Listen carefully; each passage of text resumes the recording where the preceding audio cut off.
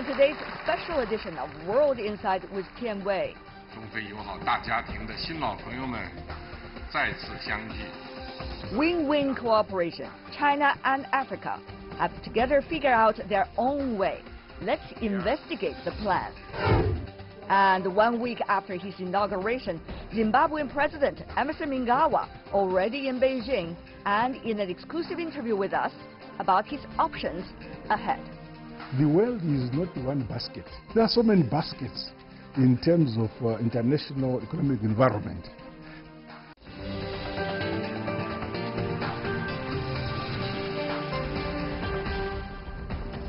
Hello and welcome to World Insight with me. This is our special program on the Forum of China-Africa Cooperation. I'm Tian Wei. The 2018 summit of the Forum on China-Africa Cooperation has drawn to a close in Beijing on Tuesday with a declaration on building a community with a shared future. The forum has also approved action plan for cooperation between China and the African continent over the next 3 years. Before we get down to business, let's take a look at this. South-South cooperation at its best. Chinese President Xi Jinping gave a joint press conference with Cyril Ramaphosa, South African President and the next co-chair of the forum, to unveil the results of the summit. We agreed that China-Africa relations have stood the test of time in international changes. They have embarked on a distinctive path of win-win cooperation. China-Africa relations are at their best in history. The summit issued the Beijing Declaration toward building a stronger China-Africa community. Earlier on Tuesday, leaders from both sides offered a roadmap for where China-Africa relations will be heading in 2019 to 2021. At the summit, President Xi unveiled the 8 initiatives that will take place over the next 3 years and beyond on the basis of the 10 cooperation plans already adopted at the last FOCAC summit in 2015 in Johannesburg. These initiatives extend to the fields of industrial acceleration, infrastructure connectivity, trade facilitation, green development, capacity building, healthcare, people-to-people exchanges, and peace and security. China will extend $60 billion of financing to Africa, provided in the form of government assistance, as well as investments and loans by financial institutions and companies. China also aims to align the Belt and Road Initiative with the African Union's Agenda 2063 and the UN's 2030 Agenda for Sustainable Development. China has been the African region's largest trading partner for 9 consecutive years, and the march of win-win cooperation is not slowing down.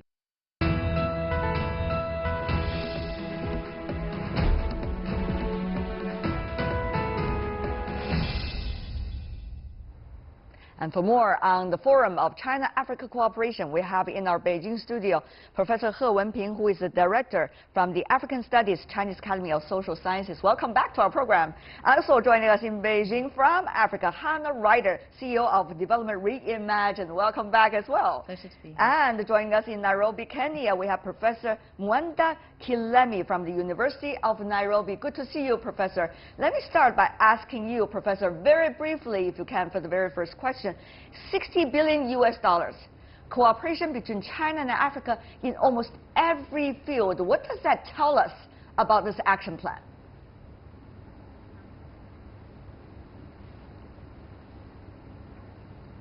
Professor? Professor Kilemi? Yes? Oh, thank you. Thank you for having me on your show. What we're seeing now is an increase in investment in Africa. And what China is doing is leading other nations to also follow up and try to do the same thing with us. But it was China who did it first, because China understands what Africa is going through and because they were there themselves. So we talk about a China-Africa relationship is because China has been through what Africa is going through right now. So they understand the kind of development that we need to do. And through the kind of investments that we are seeing happening the last few days, we are sure that China will continue to show the path for Africa in a win-win situation where the African continent can hopefully one day reach the level where China is right now. I see. Shared, in a way, mentality common mentality in a way. That's what Professor is trying to emphasize here. But Rana, help me to understand $60 billion US. Once again, almost every field. This is amazing in a way. It is really a good start, and it's very important. Actually, the African continent needs at least 68 billion of external financing going forward. These are the estimates. I can't. Plus, they also need 20 to 30 billion of financing just for climate change issues. So the fact that China has maintained its contribution from the last Forum on China-Africa Cooperation is really important and very, very good signal. And also given that prior to the summit, there's been a lot of negative press suggesting that Africa is in a great deal of external debt problems.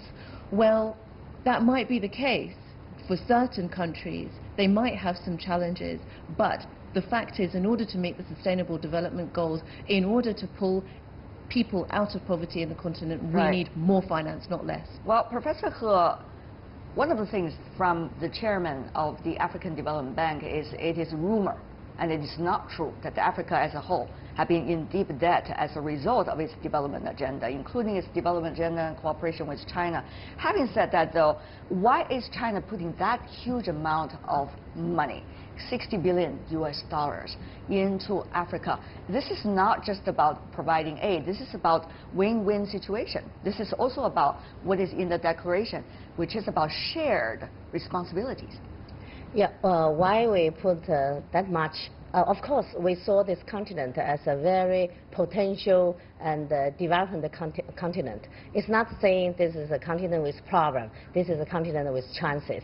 So otherwise, those Chinese companies won't go there, even have facing a quite high risky. But they still go there. So this is a market driven, by the way. And also, I think when we compare those 60 billion, US dollar compared with 3 years ago, that's also the same amount of money. But even though the same amount of money, but when you look break down all those money, different function, you will see also quite a lot of differences. Right. For example, this time around, 10 billion this US dollar will call upon those Chinese companies to go to Africa to do investment. To encourage them. Yes, this is coming from those companies themselves, rather than coming from those Chinese Ministry of Finance.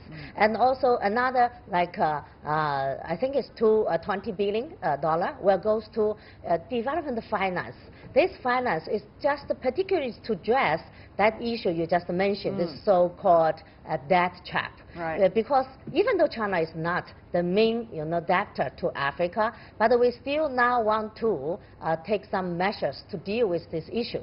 Yeah, for example, you cannot just cut those financial providing to African countries, just like my colleague Hannah mentioned. Africa needs a lot. Not only the 60 billion, they need even 3 times more, those 60 billion. Well, you talk about some of the factors. One is more multiple players coming into play, right? You got the private sector, you also got the government. And the other thing is different money are going to different directions. It is not just putting into one project or two, but rather they have different functions. That's a very interesting development. Having said that, though, we see there are other correlations about the plan. BRI, Belt and Road Initiative, which is an initiative 5 years ago, but in the making, together with 2030 SDGs, Sustainable Development Goal of the United Nations, and also 2063, the African Union Development Goals. How will these really interact has a lot to do with the next 3 years. These forum is only being held every 3 years. So we are saying, let's just do it in the next 3 years to see whether we are having the real results. Sure, and it's important to note that before FOCAC, only 11 or 12 African countries had formally signed up to the Belt and Road Initiative. So we're seeing more African countries, especially through the bilateral conversations, also having signed up. And the aspiration and that hope is that those countries that have signed up to the Belt and Road Initiative, that they will be getting more incentives, more support from, especially for investment to come into African countries from the Chinese investors. We work constantly trying to survey with Chinese companies, trying to encourage them to go to African countries. A lot of them don't know much about Africa. So this is also why Actually, even though foreign direct investment from China at the moment is around $40 billion, President Xi announced that we should have 10 billion more. Hopefully there'll be even more than 10 billion. Well, Chinese the money should always be more, quote unquote, but the question is how to use the money smartly and use the money responsibly so that everybody will be a win-win power and win-win partner in this process. Having said that though, Professor He, let me ask you about this. Earlier, Professor Kilemi mentioned about China's effort and huge interests in exploring the opportunities together with Africa has in a way woken up the world about its curiosity and about its own thinking and development plan with Africa. Professor He, right before the FOCAC meeting, you see the British Prime Minister, you know, really quite some years for the very first time visiting African continent. That really says something. You also heard over the days, if I remember right, that the American tech companies are going against the Chinese companies in the African market. So these are good signs because as a result, Africa has become the focal point once again, finally, of the world. Professor. Yeah, of course, because given the China's size, given China's now becoming the second biggest economy and also the biggest developing country, of course, whenever and wherever China moves, that will cause a lot of attention from international society, particularly from those former colonizer and also those superpower like the United States, because frankly speaking, like a European continent, they still regarded Africa as their own backyard. Like South America has been regarded as the backyard for the United States. So they think now you're moving in, you have been engaged with Africa closer and closer. Of course, they have a kind of, you know, not that so happy about this situation. So I think, which is good, you know, because Africa has been long time forgotten by them. But now with China's engagement with Africa, and then they have also follow suit. Now they also like eager to have a summit with Africa. So we have seen United States had a U.S. summit before, just before former President Obama left the office. Before they have never done that, and we're also seeing like you know, even emerging country, India have summit with Africa, even Turkey with summit with Africa, even Vietnam has summit with Africa, and not mention EU. Also, like you just mentioned, Prime Minister British also came over. That's right. To visit. Professor Kilemi, if you think about all this list, actually the list could go on. And it's not China's job to waken up everybody about the potential of Africa, because the African continent, they're doing very well. They are trying to make sure there's more political stability. They are working on technology. They are trying to leapfrog. They are working on their own youth. So these are the things that the African continent has been, as a whole, striving hard in order to achieve. But having said that, Professor Kilemi, if you think about African continent, it's not just as one. North Africa, South Africa, Eastern Africa, Western Africa, very different. Culture, history, and how people think, how they interact with technology. Professor Kilemi, as a result of this, how are we going to also, within African countries yourself, make sure it is a balanced development with all of these good news? Thank you. To add to just what your colleagues have said, one of the biggest things that I got out of the meeting was a 5 billion investment in green technology. Africa is prime for green technology. We have the environment for it. We have the sun, we have the wind, we have the water.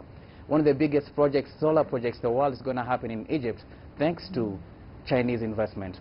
So I'm happy to see that this is the kind of direction we're going. It's also important to note that a lot of Western criticism of Chinese involvement in Africa is not actually meant to be targeted at Africans, but to their own constituents, because they're trying to paint an image of what is going on that may not actually be the case. If you talk to most Africans, 63% of us believe that this is a good relationship that we're having. And the fact that China is hands-off and listens to Africans and asks them, what do you want? How can we help you? Is very, very important. And so I think moving forward, the best way to look at it is that Africa is a huge continent, as you talked about, and there are different needs for different areas. And we are happy that the Chinese go to each individual area and ask them what do they need and fit their demands with their supply. And that is the only way we can move forward. If you look at Kenya, the investments that have been done here are what the Kenyans wanted. And it is up to us to decide the direction we need to go. And that is the only way that this will work out for benefit for both the Chinese and the Africans. Beautifully put, I have to say, Professor. Having said that, though, earlier we were having an exclusive interview with the Secretary General of the United Nations, Mr. Antonio Guterres, and he was talking about leadership. He said one of the most important qualities of leadership is to have listening ears, to have listening capabilities. Professor, it seems that you have just mentioned that China and Africa, when interacting together, both sides have listening ears. And then there's a result of this. Chinese President Xi Jinping expressed at the summit this time that China follows a 5-no approach in its relations with Africa. Let's take a look at what exactly he meant. No interference in African countries' pursuit of development paths that fit their own national conditions. No interference in their internal affairs, no imposition of China's will on them, no attachment of political strings to assistance, and no seeking of selfish political gains in investment and financing cooperation. Well, Ms. Ryder, I'm sure the Chinese president is saying this also to the domestic constituency, but to the international one as well. Not only about the doubts people express about China's so-called ego toward Africa cooperation, but rather telling the rest of the world what we are working on and why we are working on cooperation with Africa. No, I think it's very important, and I think that setting out those principles was very useful as a framework. At the same time, what's also needed now is actually for the African leaders to go home and to start to plan their engagement more clearly with China. I think what we've seen is that a lot of the African leaders are here because of their bilateral relationship. They're here to cement that bilateral relationship, make new deals and so on. Unprecedented scale this time. Oh my God, and if you look at the number of countries present here today. Yes. At the same time, many African countries still do not have a clear plan for engagement with China. Certainly not ones that they're public or aware of. And it's also, for example, take Kenya, we have a very large trade deficit with China. Rwanda also has a large trade deficit with China, 30-1. So these issues can only be tackled by being proactive and being proactive about the relationship. This is an opportunity, but in order for it to be even more win-win, African countries also need to take hold of that relationship as well. Professor He, that's a good point. On the other hand, if you look at the African continent as a whole, China is having certain kinds of trade surplus against certain countries, including some of the examples Ms. Ryder just mentioned, but also trade deficit against some of the other African economies. So how will China look at this balance? In a way, with some countries, but not with other countries. Overall, China is the largest trading partner of the African continent as a whole. So, Professor, how is that likely to be balanced by China? This differences is because Africa has different situations. Exactly. Some are rich resources countries, some are less, poor resources country, and so that's why those trade deficits normally goes to those, poor resources country. So trade surplus, of course, goes to those rich resources country. But now things goes another way around, because after this raw material prices coming down in the past years, all those rich resources country, for example, Angola, for example, Nigeria, so their economic situation is not as good as before. So their economic GDP growth rate also is coming down dramatically. They have to look for their own diversity of economic development, including how that is working with cooperation with China. That is a great point you just made. Ms. Kilemi, we talk so much about different aspects of this cooperation. But one of the things is a big concept, the so-called shared community of shared future between China and Africa. Of course, that's an abstract phrase, but it seems that there are some kinds of underlined determination between the two sides, China and African countries, about what great potential they're trying to see in each other, what kinds of comprehensive partnerships for the longer term they are looking at each other. Professor. To just add on to something that your colleague mentioned earlier, I think it's important that the world stops infantilizing African leadership and stop being patriotical with the way we view African leadership. We need to appreciate that African leaders know what's best for Africa. And so this idea that people can determine how and where you should develop, it won't work. It's never worked and it won't work anymore. What we need is a partner like China who tells us, what do you want, and helps us, facilitates us to get what we want. We have a common shared goal because we have a common history. Africa is impoverished. China was impoverished. And so they can show us the way forward. As we look forward, globalization is having its own fights here and there. We can have an alternate globalization system where the Chinese work with the Africans. There's so much potential in Africa from manufacturing to production. If Americans are not willing to provide what China wants, why not do it here in Africa, where we can farm, where we can produce, where we can manufacture at cheaper prices than they can be done in the West? Great point. I remember reading the latest article written by Bill Gates talking about China-Africa cooperation potential because he and his foundation has been paying close attention to the development issues. He talked about 2 points. One is about agriculture cooperation. The other is about health cooperation. Both are essential for developing and emerging economies. Ms. Ryder, what about how these related to the overall big concept, shared future community in a way? Big ego, big potential, but how to implement step by step. Yeah. Well, we also have to recognize that both China and African countries are going through massive transformation right now. Absolutely. And a complementary transformation. So from China's transforming from an economy which is very manufacturing based, moving into a consumption and service-based economy, while African countries are trying to industrialize in a green way as well, which has never been done in the world before. And might leapfrog as a result. Right. This is the aspiration, the key, isn't it? So many innovations coming out from African countries. So there is a potential for some real complementarity, but the devil is in the detail. How do we do it together? Right. And how every government back at home needs to figure out their own development plan and how the cooperation with China will fit into that development plan. I guess this is a test for everybody, including for Beijing as well. Before we go, only 30 seconds left for you, Professor He. Your final thought. Yeah, I think that's the key words you said. There's a targeting integration. Maybe I translated it into English like that. Because it's not one size fits all. This One Belt, One Road initiative goes to Africa. So we have to fit them exactly with those development priority coming from different African countries. Yeah, otherwise you won't see good results maybe years later. Understanding the diversity and work with the diversity, always with opening ears. Right, that is the key, isn't it? Yes. Thank you so much, He Wenping from China, Hannah Ryder, and Mwanda Kilemi. Really appreciate it. Thank you. And you're watching World Insight with me, Tian Wei. Still to come on our program. The newly elected Zimbabwean President Emmerson Mnangagwa explains how China can help Zimbabwe and the other way around to kickstart the economies. Our exclusive interview right after this. Welcome back. You're still watching our special program of World Insight with Tian Wei, focusing on the China-Africa cooperation. The program is coming to you Monday to Friday on CGTN.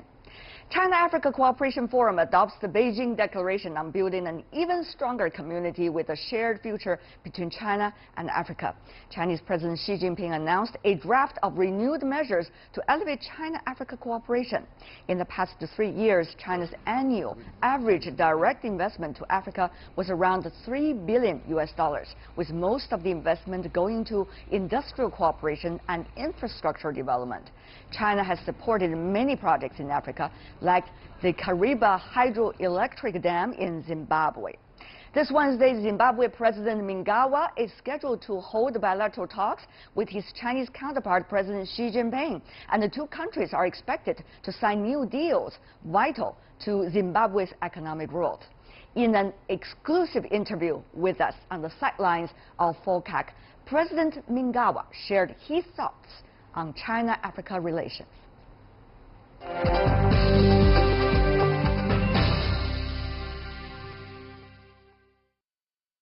talking about FOCAC, of course, this time is really an unprecedented scale. And Mr. President, you and your entourage actively participating and try to bring consensus to the agenda. Mr. President, but many ask, you know, a meeting is a meeting. What can be achieved? Will that be sustainable? How will that, being the things agreed upon or worked on in the FOCAC this time? We should never fear failure. A journey of 1,000 kilometers begins with the first step. The vision is there. You like that Chinese saying, don't you? Because Mr. I'm President? a Chinese product. You were in China many years ago. Yes, exactly. I was a student here before. I find tremendous help that can come to my country from this country because I know the journey which the Chinese people have moved to where they are now today. 58 years ago, things were different. And I must look at how this has been achieved. But what I'm saying that what is important is where we want to go. And we are now putting stone by stone towards that vision to achieve that global vision where every single country on this planet has a place, a comfortable place. This is the biggest FOCAC assembly where almost all heads of state from the African continent are here. Yes. This signifies the realization by the current crop of leadership in Africa on the continent. But Mr. President, as you may know, the debate is going on around the world about what is going to be the rule of the world, quote unquote. Is it going to be unilateralism or globalization? Is it going to be free trade or having my interest over the interests of everybody when it comes to trade and economic ties? Help us to understand your views about these debates. The view of the global future, the view of the new world order, whether it's going to be multilateralism or free market. Recently, in about April this year, we signed the Continental Free Trade Area market for Africa. That's where we are moving. We are fully aware that other continents are already ahead of us. But we have done this 3-4 months ago, which means that globally, I think we are moving towards a world where trade shall flow freely. That is, I think, where we are going. Looking at what we have done, initially, Africa has 5 regions, and in each region, we are moving towards integration. 44 countries already joined that free trade agreement and free trade zone in Africa. But the question is, this is a time where a lot of doubts have been expressed about free trade, at least among some economies. So, Mr. President, when African continent is taking this initiative anew, while facing all of these quote-unquote doubts from different voices, how do you think about the speed and efficiency that the African continent will be able to achieve real free trade on the continent? It is very fortunate that out of the 54 African countries, 44 have come on board. And that is the beginning. We are beginning with 44, which means only 10 are still doubting whether they join the movement or not. The question of doubting Thomases, it's understandable. There are various reasons, and the stage of development and modernization or industrialization in our respective countries and economies is different. Some, perhaps, are making sure they need to achieve a certain level of development, a certain level of modernization for them to come in so that they're not disadvantaged. And all those issues are looked at. There are optional provisions in this protocol. So I believe that at the end of the day, what is important is the goal to which you want to go. You know, whenever you have a good idea, there are always different voices coming out, once again. But, Mr. President, I want to understand, for someone who has been really working your way up in the governance, how important is it to have both the patience and the can-do spirit in order to make good ideas come true? Well, whatever is good, you feel that there will always be some people who would spoil the broth.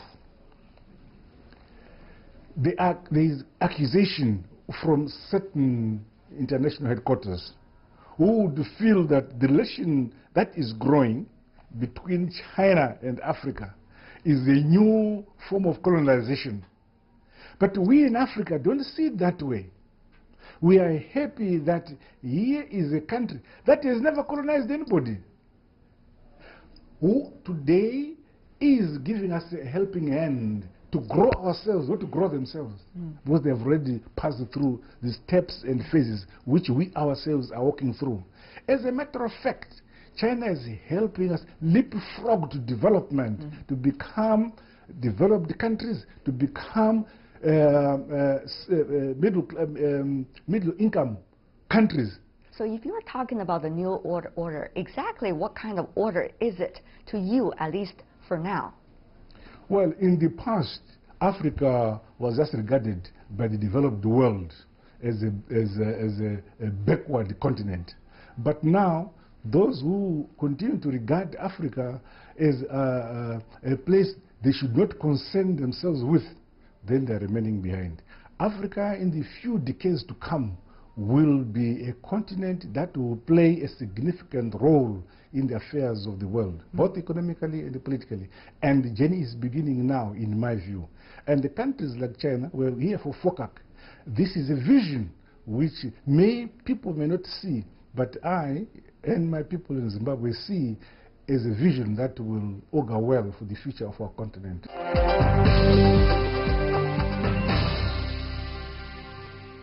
Zimbabwe President Emmerson Mnangagwa is now in Beijing, as we said earlier, after attending the Forum on China-Africa Cooperation almost 1 week after he was officially inaugurated as the third president of Zimbabwe. He won a general election, and his party won 2/3 of the seats in parliament. Upon the news, Chinese President Xi Jinping sent a special envoy to Zimbabwe to congratulate Mnangagwa on his victory. Many hope the new Zimbabwe government will achieve more development in the country. President Mnangagwa told me in the exclusive interview that he is exactly trying to do that, developing the economy, nurturing middle-class growth, and improving people's quality of life. But he really has to work hard before these can be achieved. After all, Zimbabwe is still struggling against Western sanctions and political divisions.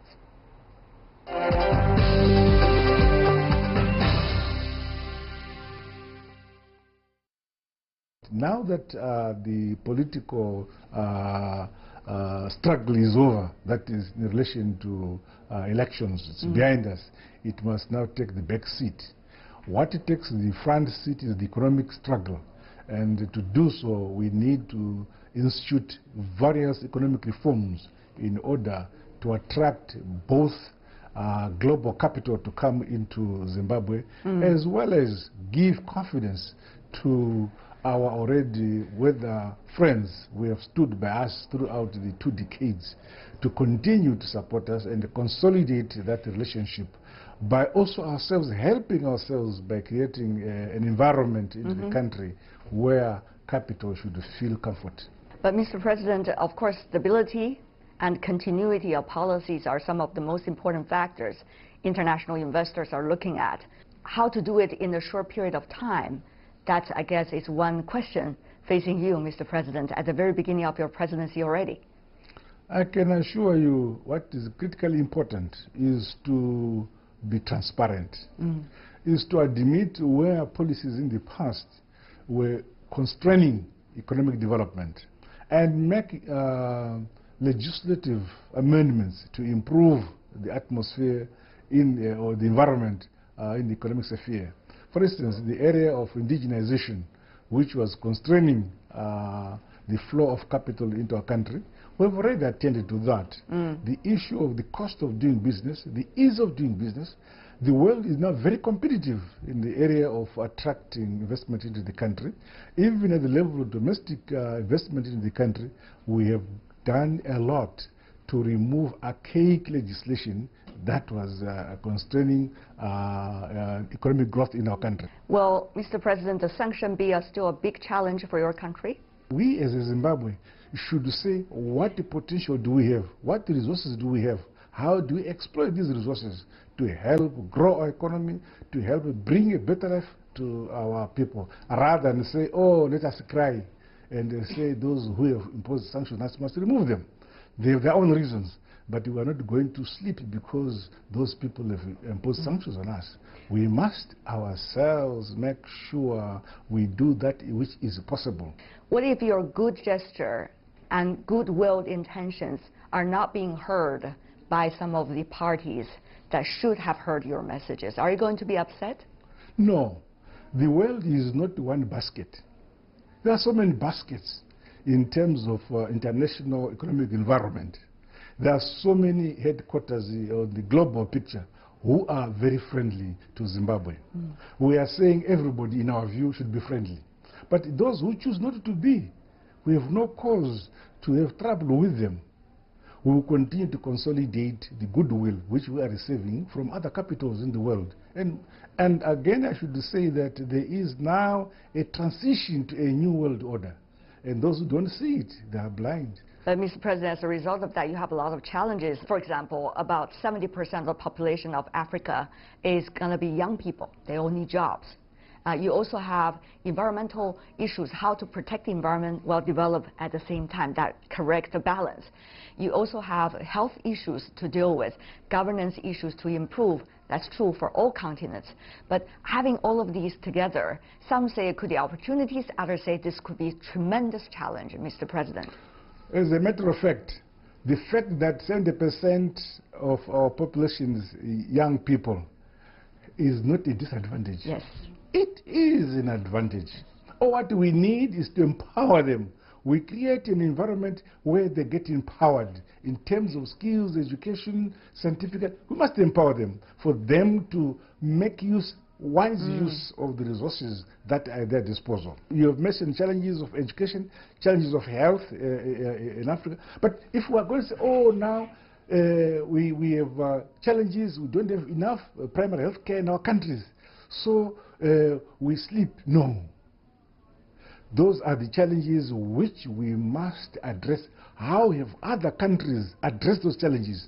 We don't need to invent the wheel. We must look at what has happened elsewhere and adapt what is good for our own concrete situation and apply it. I remember very clearly last time, Mr. President, we wrapped up our conversation by asking you about the quality of leadership.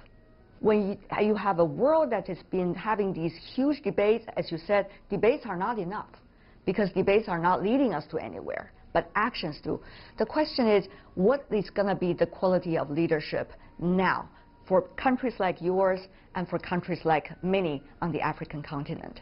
Whereas political issues are necessary to keep unity in a country, to keep countries united and foster peace, it's important.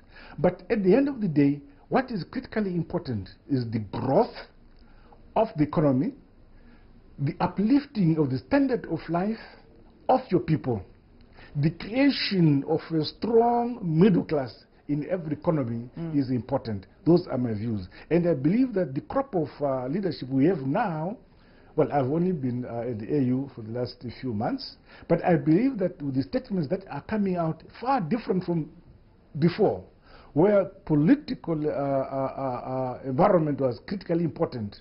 The issue of independence, the issue of sovereignty was critical. But now you now see most of the leaders addressing economic issues, integration, initially at the regional level, but you also have to migrate to international or continental level as well as international level. Yes, of course, we have big economies who, in my view, are not, some are taking 2 steps backwards, 1 step forward, but we don't need to follow that. We need ourselves to continue to put 1 step ahead and the next one ahead without going back again, as other big economies are doing. Mr. President, what a pleasure.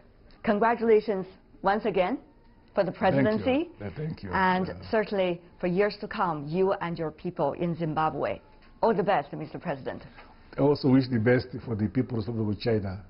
Thank you tremendously, sir. Thank you, Thank you. Thank you. Good.